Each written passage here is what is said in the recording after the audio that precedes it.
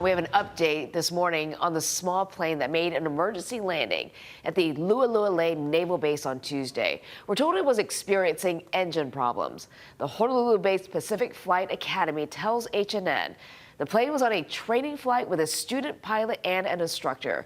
They say about an hour in, the plane, quote, wasn't acting the way they wanted it to. We're told the pilot made the decision to land on the grass at the naval base out of an abundance of caution. Nobody was hurt. The NTSB says it is not investigating because there was only minor damage to that plane. The Navy held a community open house as it prepares to transition from defueling to closing its Red Hill fuel storage facility. Joint Task Force Red Hill says its crews completed removal of 104 million gallons of fuel 6 months ahead of schedule. It will hand over responsibility to a closure task force, which will oversee cleaning out sludge and then remove 11 miles of pipes. We're going to set them so they can't be used for any type of hazardous fuel or any type of hazardous material type of storage. They're taking accountability. Now the kupuna come in and they continue with that accountability in that we're going to follow this journey. Jet fuel from the tanks leaked into the Navy's water supply in 2021 and sickened thousands of people. The Navy expects that it will take 3 years before that facility can be completely closed. Starting on Monday, Maui wildfire survivors will be able to give private contractors access to their properties. Owners can get up to 3 entry placards at the Lahaina Civic Center or online.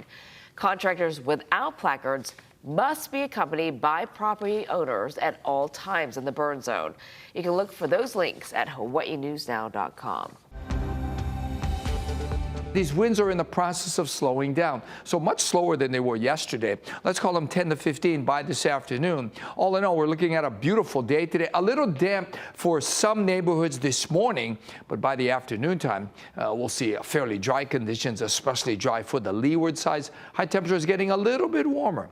And the surf a little bit smaller, although the high surf advisory continues this morning, likely to be canceled later this afternoon as this swell starts to drop, and still a little choppy on the east side. North shores are on the way down 5 to 7, but another advisory level swell is due in sometime on Friday. That's the next best chance for the Lexus Pipe Pro to paddle out again. So we're in for a long run of beautiful weather. Granted, the trade winds are only going to hold until Saturday.